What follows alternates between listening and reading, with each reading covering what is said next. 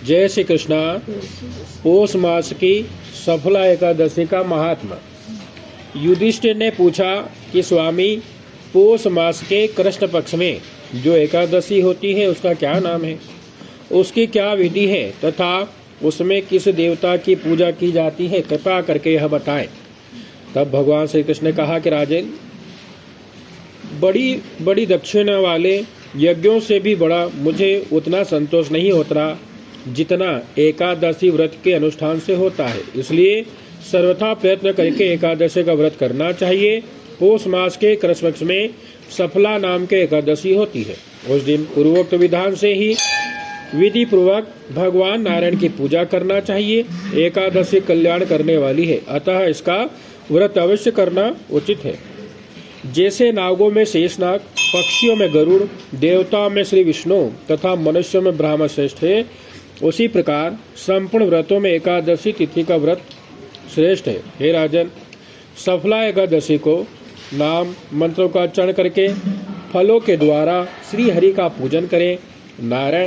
नारियल के फल, सुपारी, बिजोरा, नींबू, जमीरा, नींबू, अनार, सुंदर आंवला, लौंग, बेर तथा विशेषतः आम के फलों से देव देवेश्वर श्री हरि की पूजा करना चाहिए।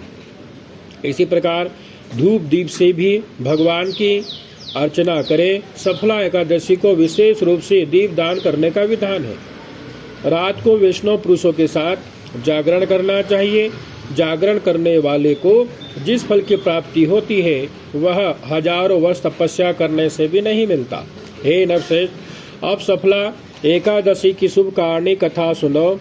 चंपावती नाम से विख्यात एक पुरी है जो कभी राजा महिष्मत की राजधानी थी। राजा महिष्मत के 5 पुत्र थे।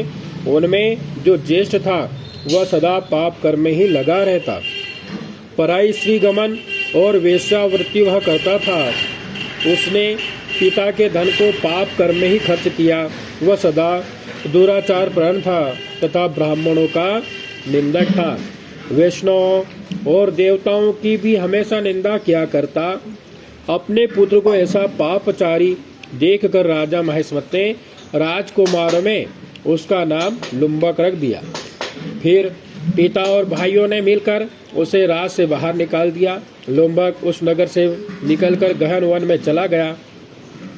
वहीं रहकर उस पापी ने प्राय समूचे नगर का धन लूट लिया।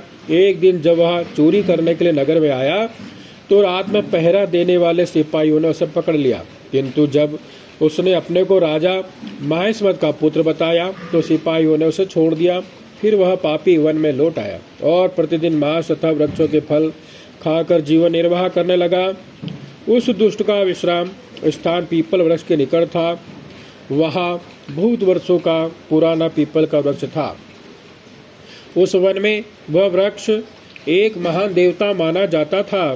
पाप बुद्धि लुम्बक वहीं निवास करता था। बहुत दिनों के पश्चात एक दिन किसी संचित पुण्य के प्रभाव से उसके द्वारा एकादशी के व्रत का पालन हो गया। पौष मास में कृष्ण पक्ष की दशमी के दिन पापिश लुम्बक ने वृक्षों के फल खाए और वस्त्रहीन होने के कारण रात भर जाड़े का कष्ट भोगा। उस समय ना तो उसे नींद आई न आराम मिला। वह निष्प्राण सा हो गया। सूर्योदय होने पर भी उस पापी को होश नहीं आया। सफला एकादशी के दिन भी वह लुम्बक बेहोश पड़ा रहा। दोपहर होने पर उसे चेतना प्राप्त हुई। फिर इधर उधर दृष्टि डालकर वह आसन से उठा और लंगड़े की भांति पैरों से बार बार लड़खड़ाता हुआ वन के भीतर चला गया। वह भूख से दुर्बल और पीड़ित हो रहा था। राजन, उस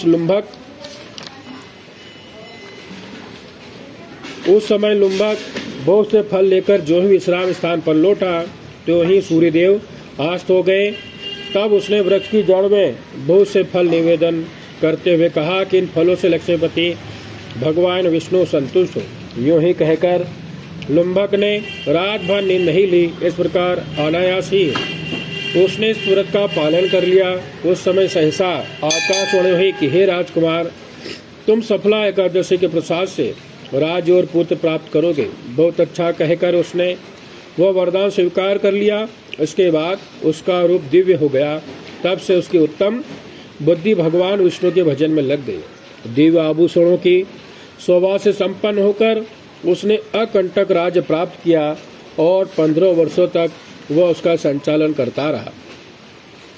उस समय भगवान श्री कृष्ण की कृपा से उसके मनोज्ञ नामक पुत्र उत्पन्न हुआ। जब वह बड़ा हुआ तब लुम्बक ने तुरंत ही राज्य की ममता छोड़कर उसे पुत्र को सौंप दिया और वह भगवान श्री कृष्ण के समीप चला गया, जहाँ जाकर मनुष्य कभी शोक में नहीं पड़ता।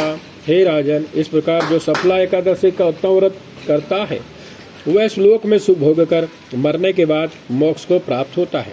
संसार में वे मनुष्य धन्य हैं जो सफला एकादशी के व्रत में लगे रहते हैं, उन्हीं का जन्म सफल होता है। हे महाराज, इसकी महिमा को पढ़ने, सुनने तथा उसके अनुसार आचरण करने से मनुष्य राजस योग का फल प्राप्त करता है। जय श्री कृष्ण।